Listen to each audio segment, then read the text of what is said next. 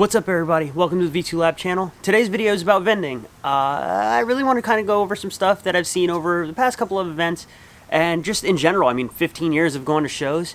I've noticed some things. I've been vending for a long time. I've had my 2 different brands going. We've sold really well. And I wanted to give some helpful hints, kind of give you guys a little bit of a breakdown on what to do and what not to do at shows. And some of the things I always notice at shows that people do wrong and why they always have a bad experience and they don't sell very well.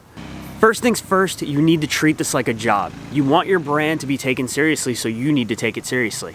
There's so many people that treat their brands like they're just some joke or some nonsense that they're doing for fun on the side. That's not what it needs to be. If you're spending the money, investing in yourself and investing in your brand, you need to treat it like a job. The second thing you need to do is choose your investments wisely. If you're gonna go to shows or you're gonna go to events or trade shows or something, you need to look into the demographic of the people that are coming to those shows. You need to figure out who's coming to the shows that basically, if these are the people that you want to buy your products, and if the people that are going to buy your products are going to show up to these shows. So even if your brand is super new and you don't know what's going to happen or that type of stuff, if you know they're going to be the general public at these events, that's who you basically want to sell to if you have like a general consumer brand. If you have a niche product brand where you sell a specific product to a specific audience to that, then that's a whole different thing. You need to figure out who those people are and target them directly.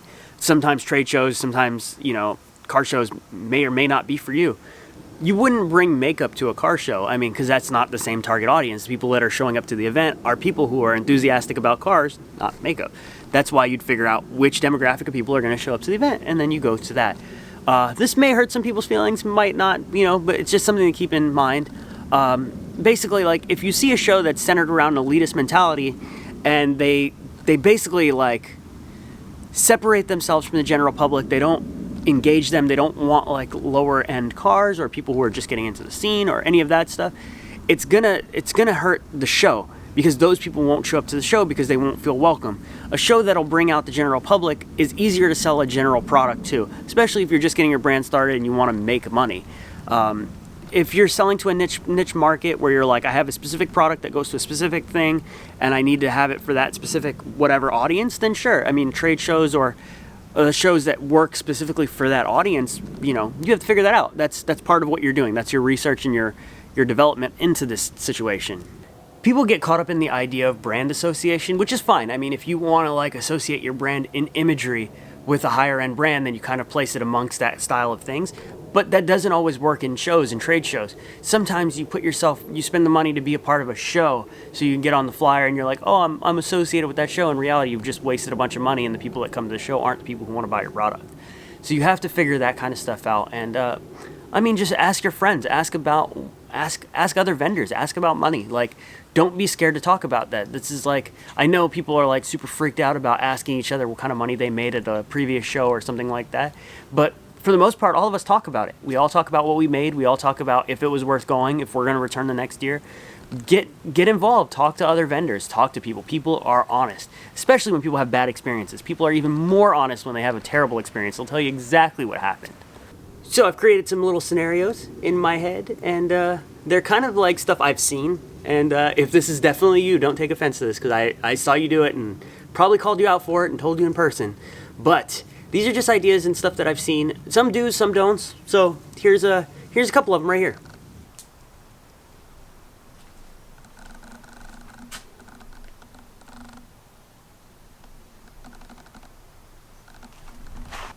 Number 1, don't be sitting. Number 2, when someone's approaching your booth, acknowledge them.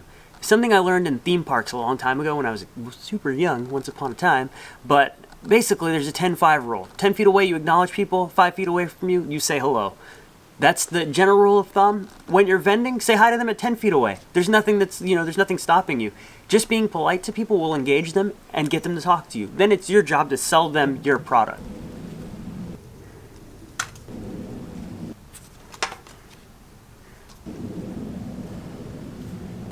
I can't tell you how many times I've been to shows, approached people's vendor booths, checked out their stuff, and they didn't acknowledge me. They were just talking to their friends, having these private conversations with these people they're already friends with on every social media ever. You don't need to have private conversations during the show. Stand up, talk to your customers, focus. The point of being at a vendor booth in a show and paying your money is so that you can make money, not so you can hang out with your friends. Tell your friends that want to hang out to go stand by the cars and do all the other stuff that they want to do and enjoy the show. You guys can go to dinner after, you can go hang out, you can message each other on social media, you can do all the other stuff. But during the show, focus on the customer. There's so many times that people just literally have like a party going on at their booth and never sell anything.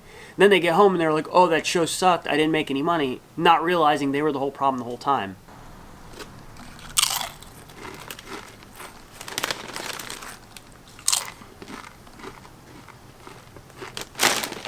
I get it. We're at car shows for like 8 to 10 hours a day. You need to eat. Please alternate. You don't go to lunch in the middle of your customers at your job. Like, right? You don't eat in front of them. You don't just shove food in your mouth while you're mid-conversation with your customer. Take a break. Let someone else run the booth while you go away for a minute. Or if you have to eat between customers. Don't eat while they're looking you in the face. There is nothing worse than seeing someone all like that while they're like mid-conversation. Like, hey, you want to buy this sticker? You can get that dollar. It's not how that works. It looks terrible. It makes you look cheap. It makes your brand look bad. Focus. I'm going to lump this together real quick because this is kind of the last topic. But booth cars and booth models, right? Number one, booth cars. If you're going to pick a booth car, make sure it represents your brand properly. Make sure it gets attention. Make sure it grabs the general attention of someone walking by to be like, oh my God, wow, I need to go walk over there and check it out. When they walk over the car, you standing at the booth, boom, you greet them at 10 feet away, you get them involved in the brand, talk them into buying something. That's what you're supposed to do. If your cars don't draw in people, then you've wasted your time with those cars. If you don't own a car and your car's ugly or whatever, it happens, don't bring a car at all. It's better for you to try and get everybody's attention by yourself while you're standing there talking to people. So if you're gonna hire a model, this is the modeling part, obviously. If you're gonna hire a model, guy or girl, whatever you feel represents your brand best, their job is to stand in front of the table while you're behind the table to make the sales. Their job is to stand in front of the table to get the attention of the people walking by. I don't necessarily recommend you passing out flyers because people just throw flyers on the ground. That's a waste of time. You want the model to engage the person, bring them in, and then for you to close the deal on the sale. It doesn't make sense for you to pay money to hire a model and for them to just be on their phone like, Snapchat, Instagram, I hate this, oh, this is stupid, I don't know why I'm at a car show, and walking around not talking to people or just talking to their friends. It doesn't make sense. You've wasted your money on that person. Make sure you hire a model that's knowledgeable about your brand, about your product that you're selling, and and even cares, that like just generally wants to be around your booth. I can't stress this enough, that if this person is not working for you, fire them on the spot. Tell them to go away. Cut their money short, end it. They're wasting your time, they're wasting your time, you're wasting theirs. Everybody's losing out because they're not doing their job. If you have to, you have to do some research, some recon, see what people are saying in the industry.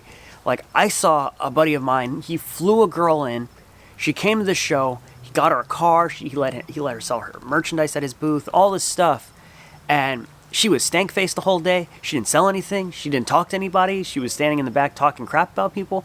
Like, literally, it was a waste of time. She didn't even sell tickets to the show. They promoted her as one of the models that was going to be at the show. She sold literally one ticket, and that was from the show promoter's mouth. It was a waste of time. If you're going to hire models, make sure that they're invested as you are. It doesn't make sense for you to waste that amount of time, effort, and hope for their fan base to like care about that. So it's another thing. Before I go off on a super tangent, if you're going to hire a model and you want them to promote on their social media, make sure that their following cares about what you're promoting too. It doesn't make sense to hire a makeup artist or a model that 99% of the time promotes Fashion Nova and makeup and hope they're going to care about your car parts or your car brand. It just doesn't work that way.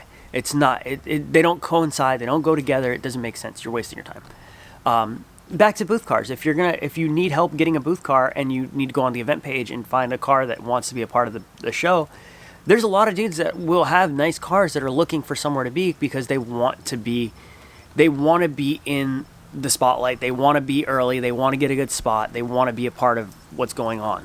So, keep your eyes open, do your research, figure it out. You got this. Hope this video helps, and like, subscribe, share it with your friends, let your friends know. Let them know I'm talking about them specifically. And see you guys soon.